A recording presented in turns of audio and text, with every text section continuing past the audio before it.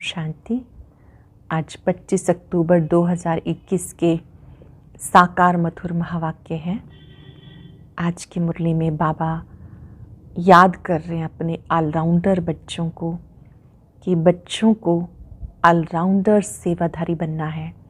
हर प्रकार की सेवा का बहुत शौक़ होना चाहिए और ऐसे बच्चे ही गद्दी नशीन बनते हैं, सदा सेवा के लिए हाजिर रहते हैं। ऐसे बच्चों को सर्विस का उजूरा मिलता है, बहुतों की आशीर्वाद मिलती है। बाबा ने कहा कि बच्चे मम्मा बाबा कहते हो तो मम्मा बाबा जैसा बन के भी दिखाना है, उनके समान सर्विस करनी है, सर्विसेबल बनना है। कहना चाहिए बाबा मैं आपकी सेवा के लिए हाजिर हूँ। जितना सेवा करते हैं उतना बहुतों की आशीर्वाद मिलती है, दुआएं मिलती हैं।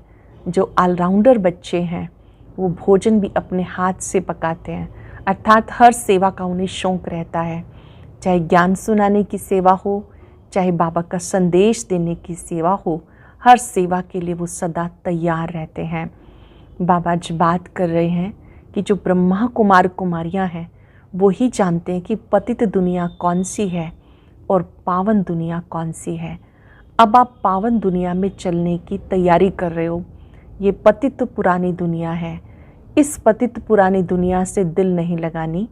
ये नॉलेजफुल बाप ने दी है। अब हम नॉलेजफुल बाप को जानते हैं और बाबा समझाते कि पावन दुनिया में जाना है तो उसके लिए राजयोग सीखना है। राजयोग से आप आत्माएं पावन बनती हो, बाबा को पहचानती हो। कोई बच्चे बाबा बाबा कह के भी फिर संपूर्ण निश्चय बुद्धि नहीं रहते। बाबा कहा तो निश्चय पक्का होना चाहिए, याद करना चाहिए बाबा को। याद ही नहीं करते तो खुशी कैसे होगी। बाबा ने कहा बाबा बाबा कह के भी कई बच्चों का निश्चय चलते चलते टूट जाता है। याद में रहेंगे तो खुशी भी रहेगी और श्रीमत पर चलते रहेंगे। खुशी क्यों नहीं रहती? क्योंकि श्रीमत पर पूरा नहीं चलते। श्रीमत पर चलने वाले बच्चे ही अतीन्द्रिय सुख का अनुभव करते हैं।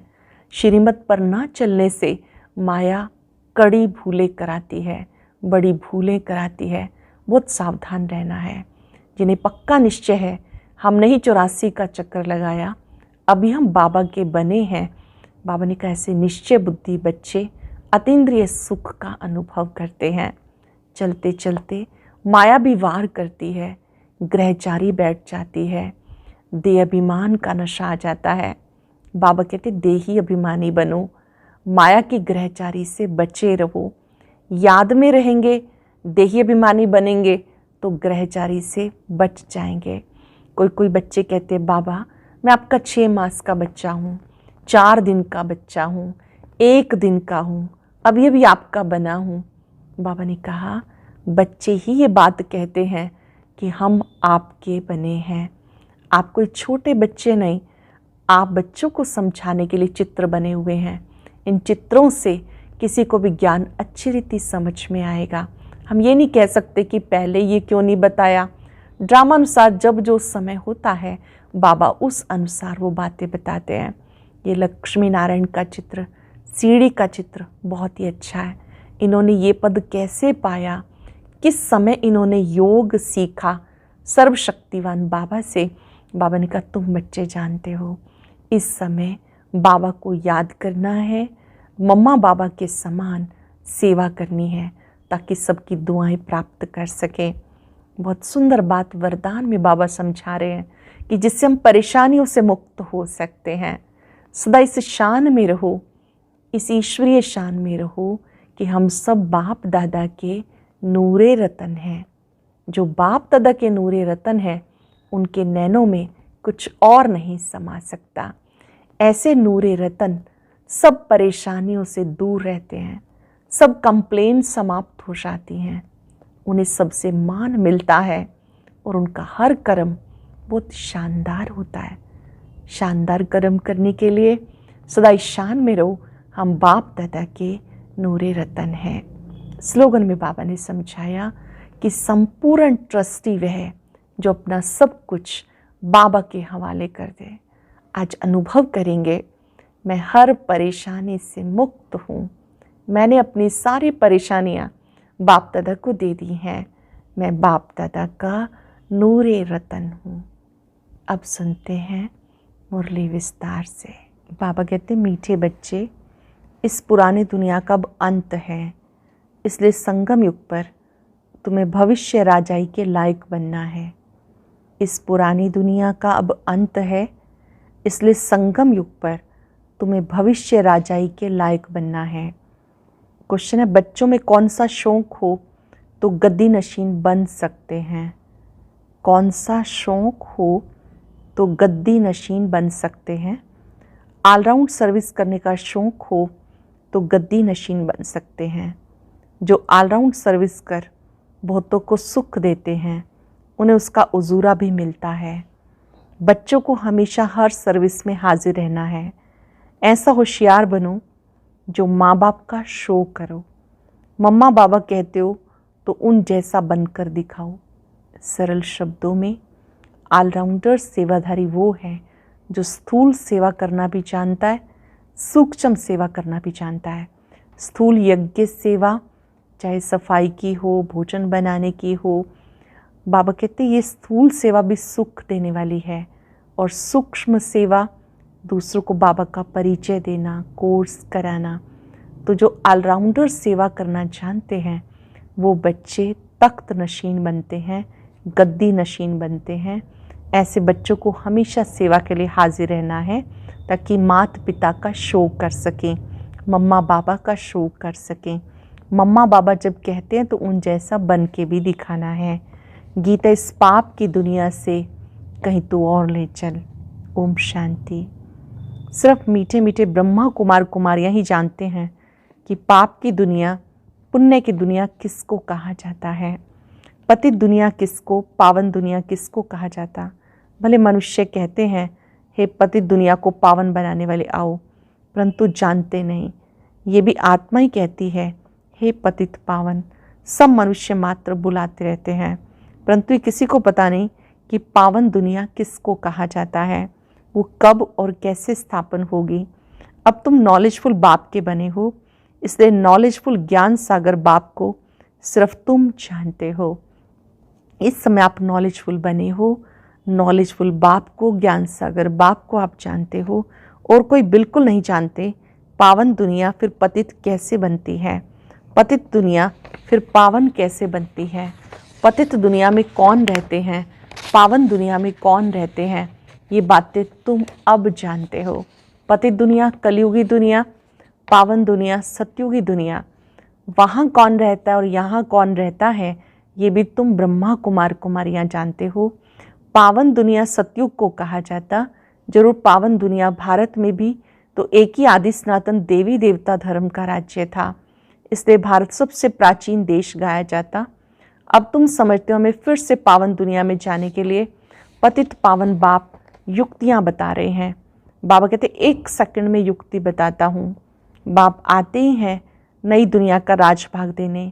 यह है बेहद बाप से बेहद का वर्षा। अब राम राज्य की स्थापना, रावण राज्य का विनाश हो जाता है। मैं जो युक्ति सिखाता हूँ, जो सीखते हैं वो जाकर नई दुनिया में राज्य करते हैं। ये ज्ञान वहाँ कुछ भी रहेगा नहीं। अब तुम्हारी बुद्धि में सारी नॉलेज है, जिनकी बुद्धि में है वह औरों को समझाते हैं। नंबरवार तो है ना। सर्विसेबल बच्चों की बुद्धि में सारा ज्ञान टपकता रहता है। ज़रूर सतयुग में पहले पहले देवी देवता धर्म वाले थे, ये भी तुम जानते हो। बाप पहले पहले ब्राह्मणों को ही रचते हैं प्रजापिता ब्रह्मा द्वारा। ये ज्ञान यज्ञ है, ज़रूर ब्राह्मण संप्रदाय ही चाहिए। ब्राह्मण संप्रदाय जरूर संगम पर होंगे। आसुरी संप्रदाय है कलयुग में, दैवी संप्रदाय है सतयुग में, तो जरूर संगम पर ही स्थापना होगी। दैवी संप्रदाय की स्थापना संगम पर ही होती है। जब बाजोली खेलते हैं तो पांव और चोटी मिलते हैं। तुम ब्राह्मण हो, फिर याद आता विराट रूप का चित्र भी ज़रूरी है। इसकी समझानी बड़ी अच्छी है। कहते हैं बाबा, मैं आपका 6 मास का बच्चा हूँ, 4 दिन का बच्चा हूँ, कोई कहते 1 दिन का बच्चा हूँ, अर्थात आज ही बाबा का बना हूँ। जितने समय से हमने ज्ञान प्राप्त किया वही हमारी ज्ञान आयु है। कोई 3 वर्ष से चले, समझो 3 वर्ष के बच्चे हैं। कोई 15 दिन से चले तो समझो 15 दिन के हैं। 1 दिन के लिए भी कोई कहते हैं कि आज ही बाबा का बना हूँ, मुख वंशावली बना हूँ। जो जीते जी बाप के बनते हैं, कहते बाबा हम आपके हैं। छोटा बच्चा कह ना सके, ये ज्ञान है बड़ों के लिए। कहते बाबा मैं आपका छोटा बच्चा हूँ। छोटे बच्चों को चित्रों पे समझाना सहज है। दिन प्रतिदिन समझानी विस्तार को पाती रहती। ये चित्रों की युक्ति ड्रामा प्लान अनुसार 5 वर्ष पहले माफिक निकली है। इसमें ये कोई प्रश्न नहीं उठा सकता कि शुरू में क्यों नहीं निकली, अभी क्यों। ड्रामानुसार जो युक्ति जब निकलनी होगी तब निकलेगी। स्कूल में पढ़ाई के नंबरवार दर्जे होते, ऐसे थोड़े ही कि पहले से बड़ा इम्तहान पास कर लेंगे। पहले सिर्फ अल्लफ बे पढ़ाया जाता। ये तो बाप का बच्चा बनने से बाप स्वर्ग की बादशाही देते। बाप को याद करने बगैर ऊंच पद मिल नहीं सकता। बाप को बाप कहने के बाद फिर निश्चय टूटता थोड़ा ही है। यहाँ तो बाबा बाबा कहते निश्चय टूट जाता। जानते तो बेहद का बाप है। तुम बेहद बाप से बेहद का वर्षा ले रहे हो तो उनकी श्रीमत पर चलना है। बेहद बाप से बेहद का वर्षा ले रहे हो तो उनके श्रीमत पे चलना है। बाबा कहते और सब बातें छोड़ मुझे याद करो, वर्षे को याद करो। चलते फिरते याद में रहने से खुशी रहेगी, परंतु याद ठहरती क्यों नहीं। तुम्हारी तो गारंटी है बाबा हम आपके बनेंगे तो हमारा और कोई से ममत्व नहीं रहेगा। हम आपकी ही मत पे चलूँगा। बाबा भी कहते श्रीमत पर ना चलने से भूलें होती रहेंगी।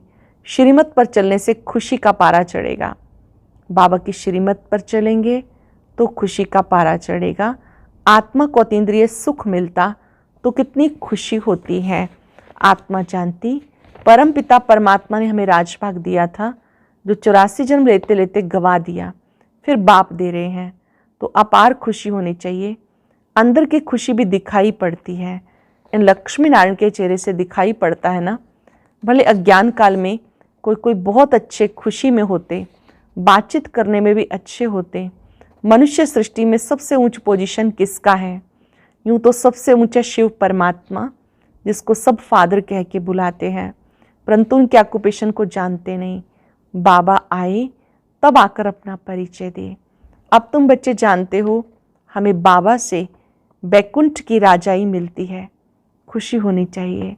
हम दर से नारायण बनते हैं। कोई भले अपना हाथ उठा लेते लेकिन समझते कुछ नहीं। जिनको निश्चय रहता उन्हें खुशी रहती कि हमने 84 जन्म पूरे किए।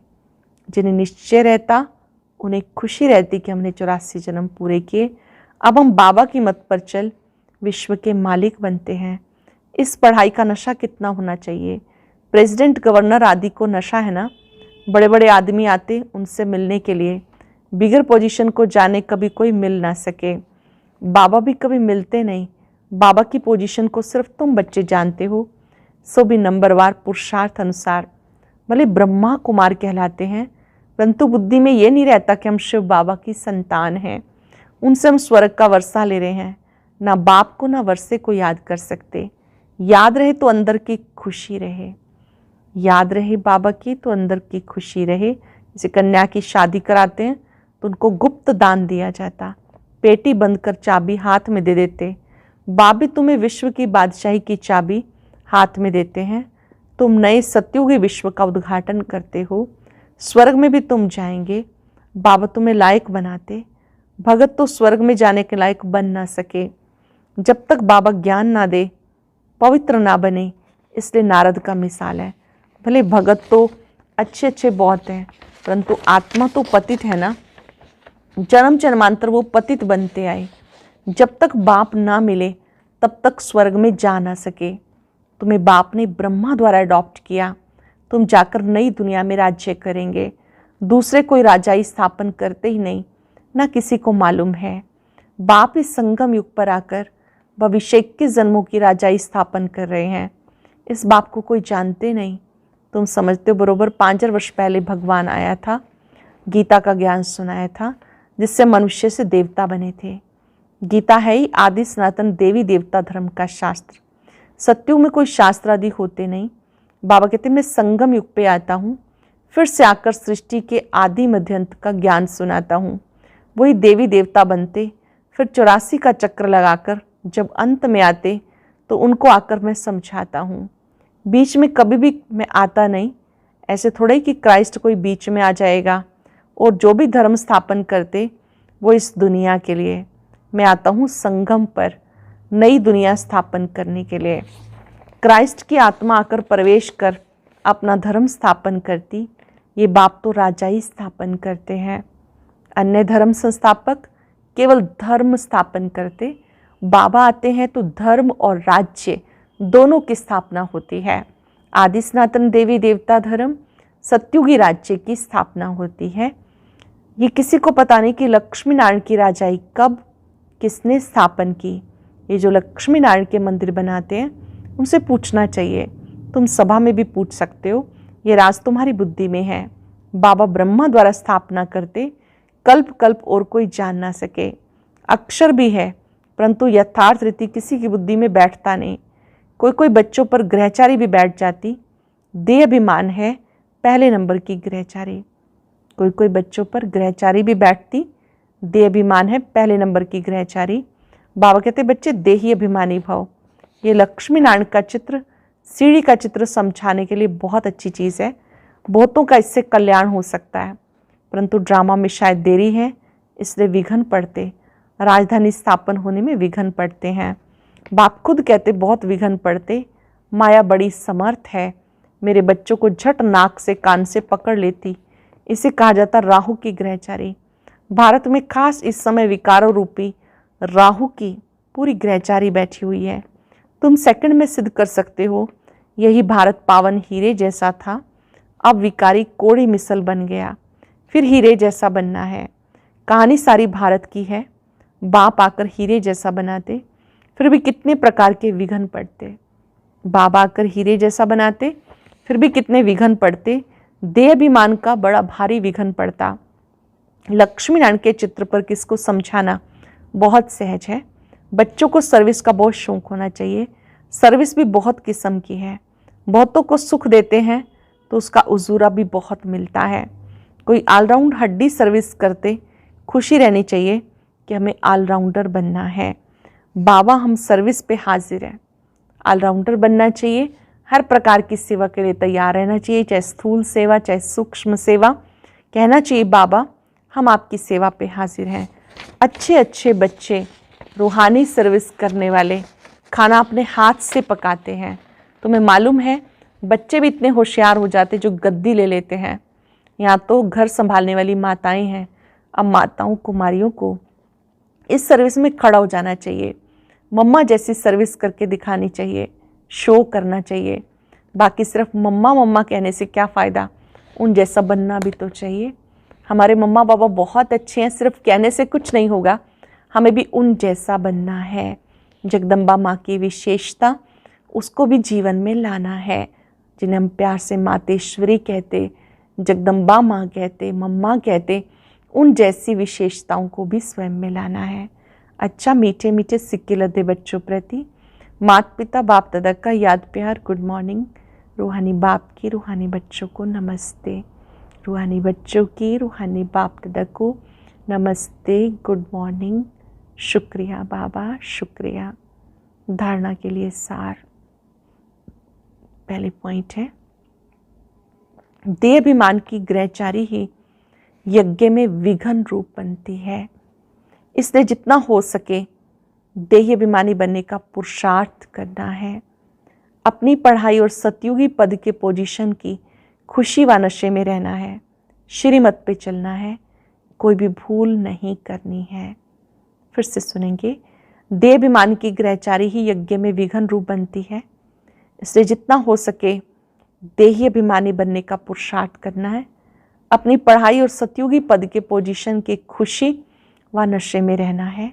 श्रीमत पे चलना है, कोई भी भूल नहीं करनी। वरदान है, ईश्वरीय शान में स्थित रह, हर कर्म शानदार बनाने वाले, सर्व परेशानियों से मुक्त भव। ईश्वरीय शान में स्थित रहे, हर कर्म शानदार बनाने वाले, सर्व परेशानियों से मुक्त भव। सदा इस ईश्वरीय नशे में रहो मैं बाप दादा का नूरे रतन हूँ। हमारे नैनों व नज़रों में कोई भी चीज़ समा नहीं सकती। इस शान में रहने से भिन्न भिन्न प्रकार की परेशानियाँ स्वतः समाप्त हो जाएंगी। कोई भी प्रकार की कंप्लेन नहीं रह सकती। जितना जो अपने ऊंची शान में स्थित रहते हैं उन्हें मान भी स्वतः ही प्राप्त होता है। जो ऊंची शान में रहते हैं उन्हें मान भी स्वतः प्राप्त होता है। उनके हर कर्म शानदार होते हैं। स्लोगन है, ट्रस्टी वो है जो अपना सब कुछ बाबा के हवाले कर दे। ट्रस्टी वो है जो अपना सब कुछ बाबा के हवाले कर दे। आज अभ्यास करेंगे, हर कर्म शान में रहकर करेंगे। मेरा हर कर्म शानदार हो। ओम शांति। आज की अव्यक्त मुरली जरूर सुने। उसके लिए ऊपर दिए गए बॉक्स को टच करें।